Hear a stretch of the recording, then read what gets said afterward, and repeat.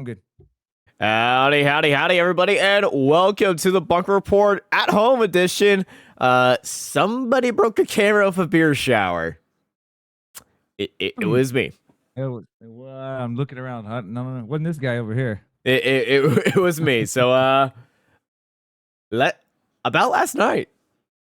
Oh, hey, real quick. We're here, the Bunker Report, the show for fans, by fans, and like you said, we're having to do it from home.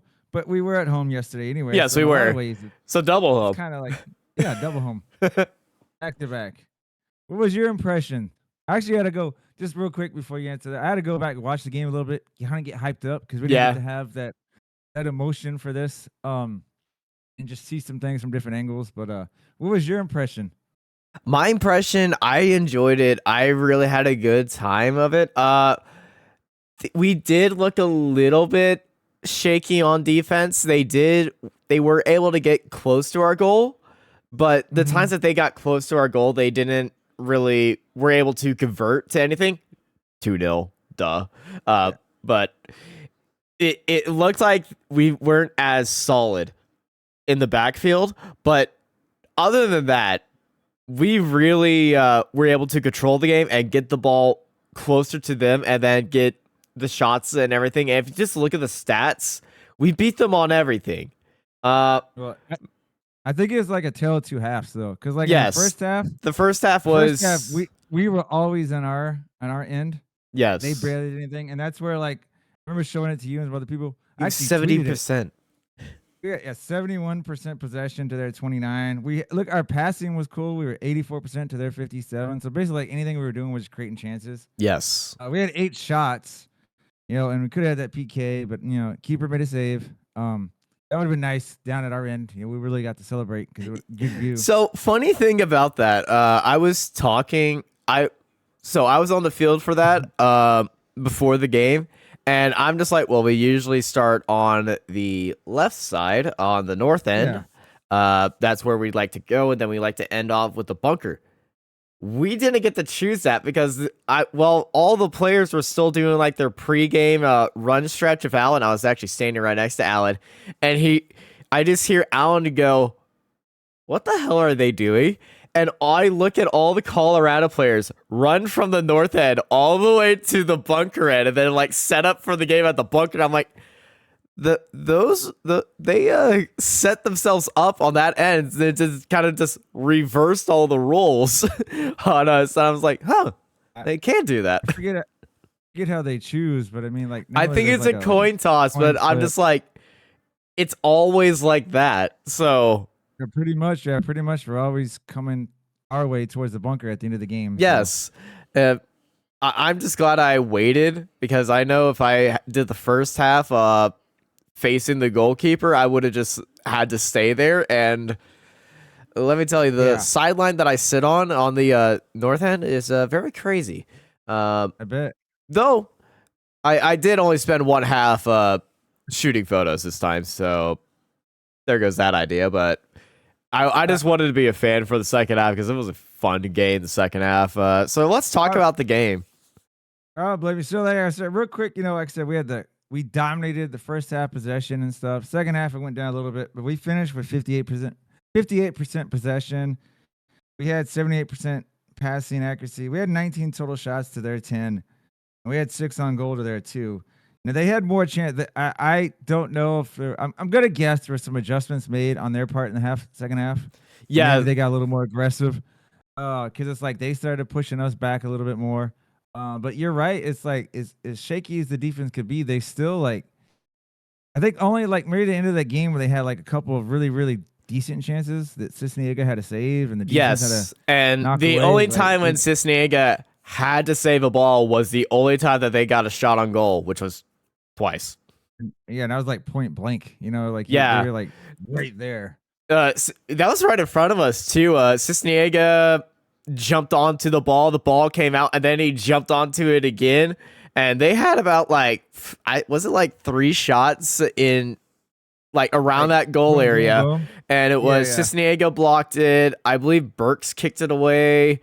Tainter was in there as well. Tainter, by the way, 101 games and this was a golden game for him today. He was all over the place, and you could tell that he is the key player. He's the captain, obviously, but like everything I was noticing around him, most of my photos are the team getting set up, and guess who's holding the ball every time in the back left corner?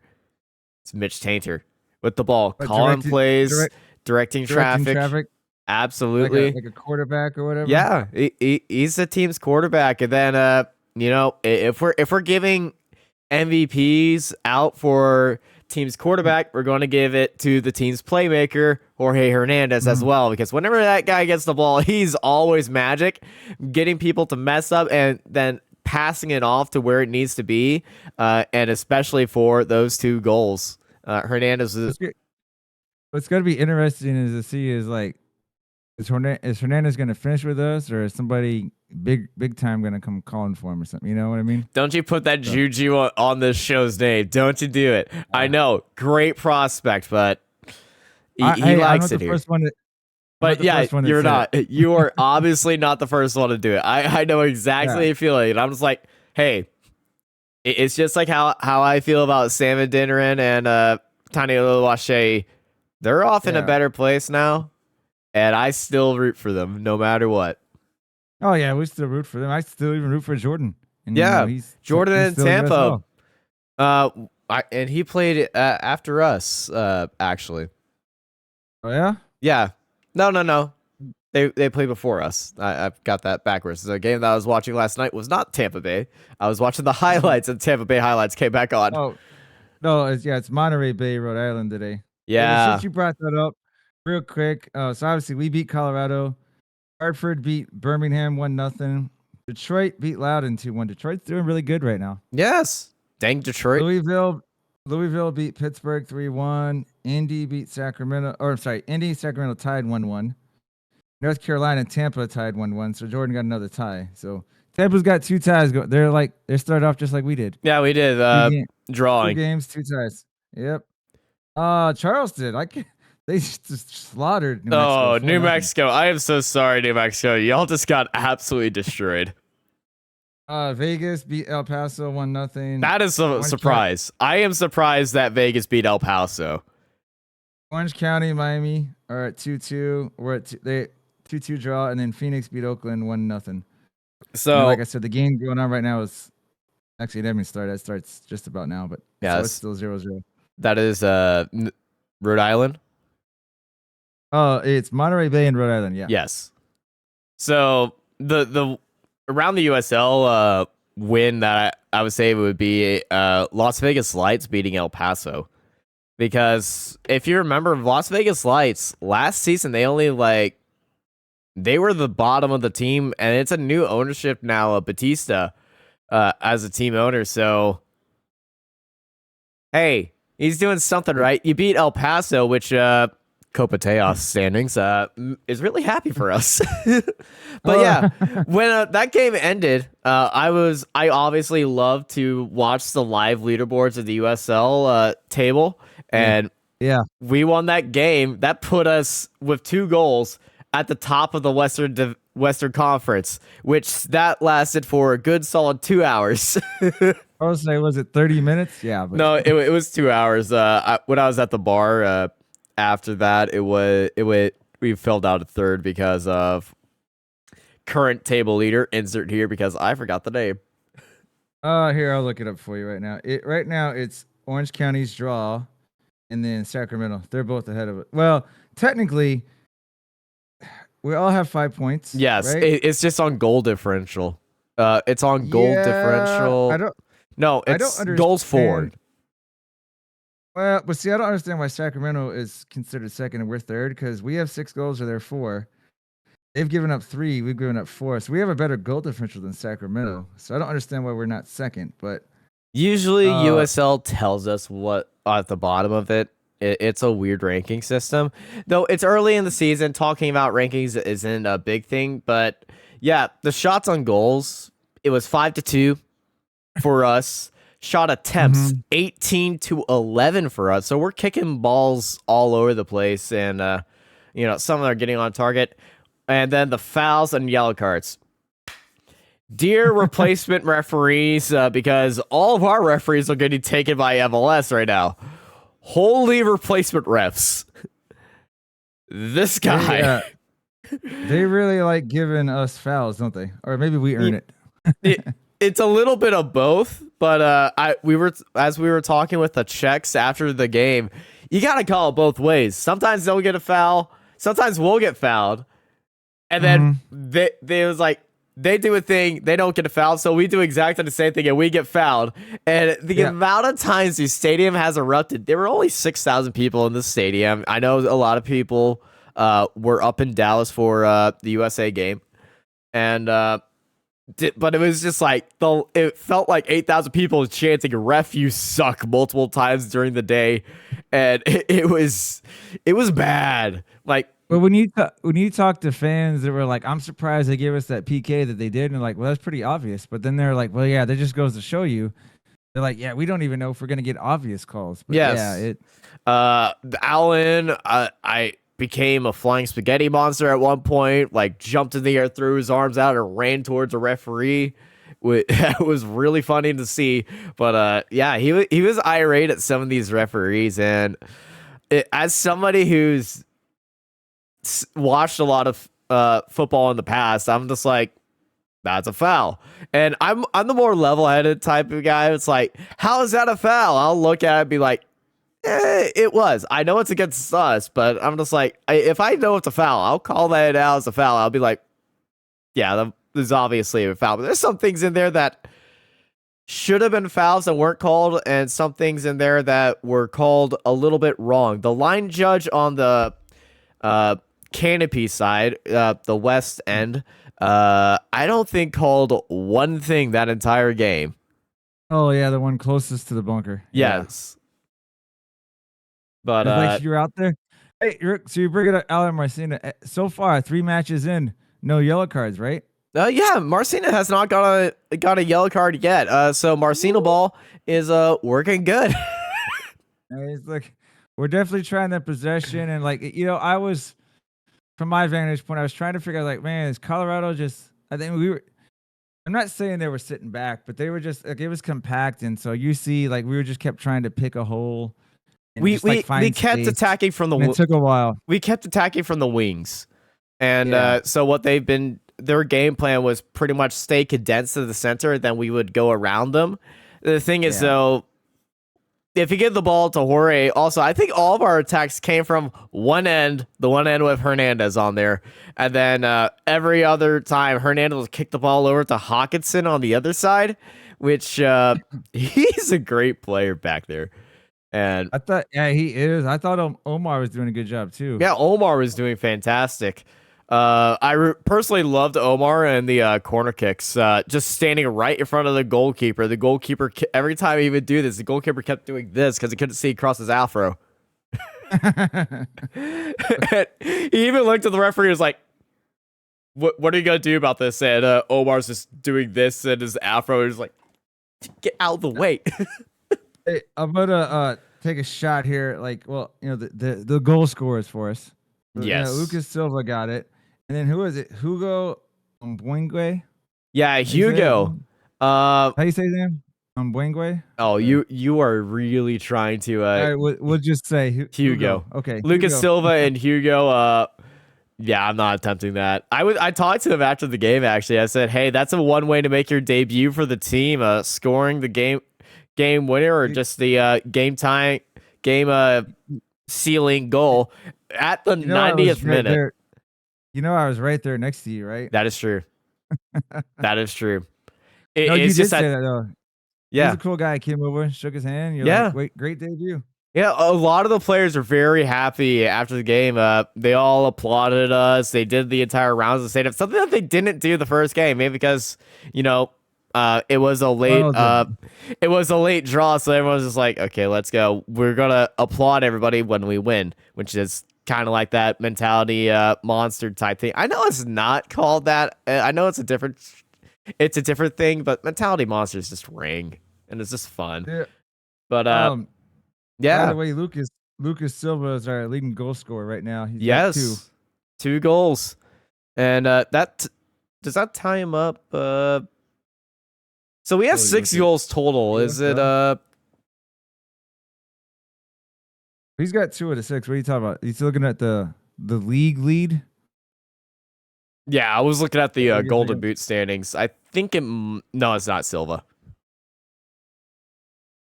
But yeah, Find him. our next game is going to be Monterey Bay, and that is at home, right? Yeah, we're at home next week. Yeehaw, Easter weekend. Yeah, and then when April hits, we only got 1 home game. Yeah, it's gonna be Fiesta road trip the next all of next month. So a lot of people are going to be very thankful for that because Fiesta activities, we could go have a little bit of fun and not have to worry about going to a game over fun activities over the weekend. So it's going to be different. It is going to be. I'm glad. This is one of the first times I've been a season ticket member holder when we actually don't have a home game on Fiesta weekend. Yes. Or Battle of Flowers and everything. I'm just looking it up here. I see the Sacramento guy, Amon. He's the leader with 3. Yeah. So that's going to be. Although Jorge Hernandez has 3 assists, he's leading the league in assists. Yes, right Hernandez. What it is, Mr. Assist. He's so good. I think he also had the most assists last season too. I mean, we just call it, instead of saying he had an assist, we say he had a Hernandez. He's a magician with the ball. That's why I keep hearing. So, poof, there it is. I felt bad about it, but it kind of worked. But yeah, looking forward to Monterey.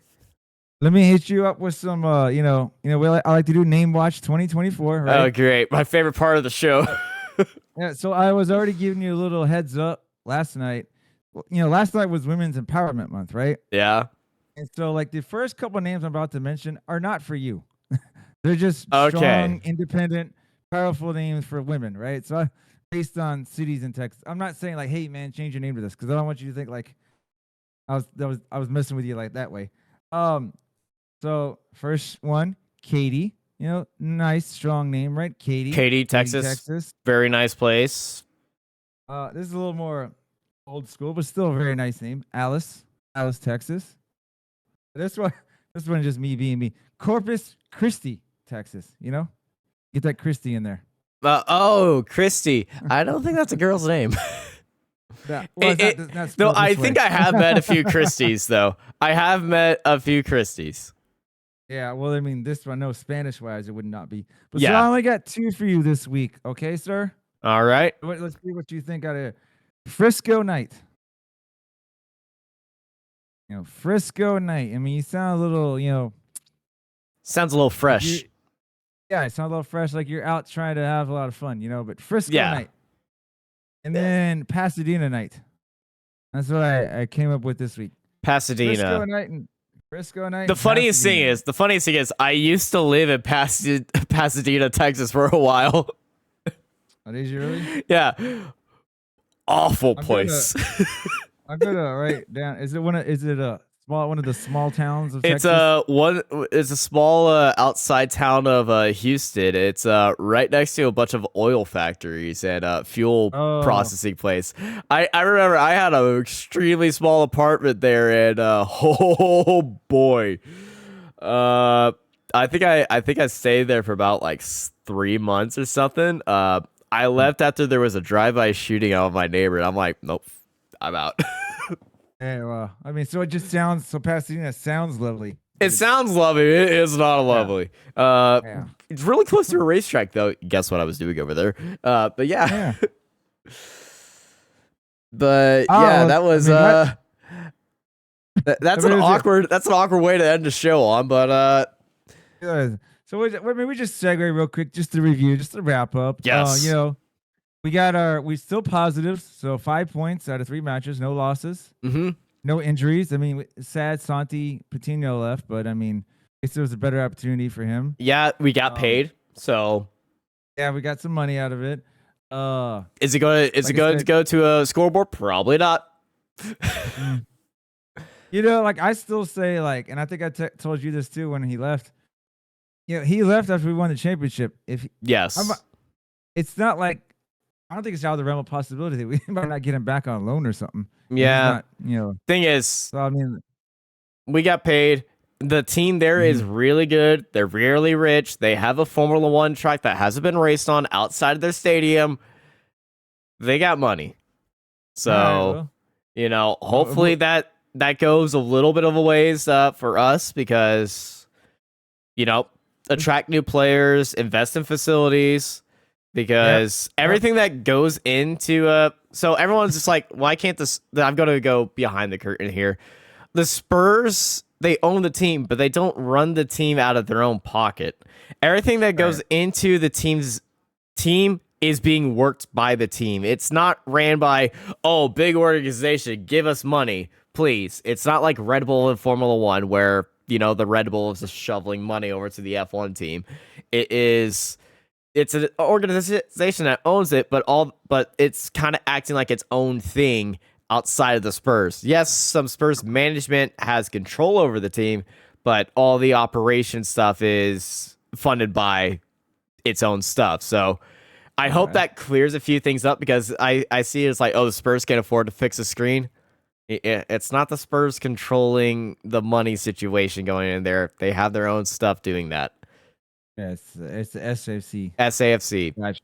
does that. Gotcha. But I'm glad, like, you know, I'm glad we got a home victory. We got one more finally home match before. Let me look up this April schedule because I know we're gonna be gone for a week. It was 2 away games, 1 home, and 1 away. Third one that we're at home. Yes. And that is so we got to go to Vegas. Woo! No, it's the second one because we go to Vegas and Orange County comes to us, and then we go East Coast, Hartford, Miami. Hartford, Miami. All right. I'm thinking of I don't know of Miami's USL Stadium. Did they change venues now? That's a good question. I don't know that. I wish this Vegas game was like in June or something because then I'd be like, hey, let's go to Vegas. Hey. Yeah, you can a summer trip. Yeah, a little summer trip. Is there a away trip that you would want to go to this season? So So when I talk to people, so Memphis was one that I didn't mind, right? Because I've been to Memphis is a cool place. Yeah, Memphis is pretty cool.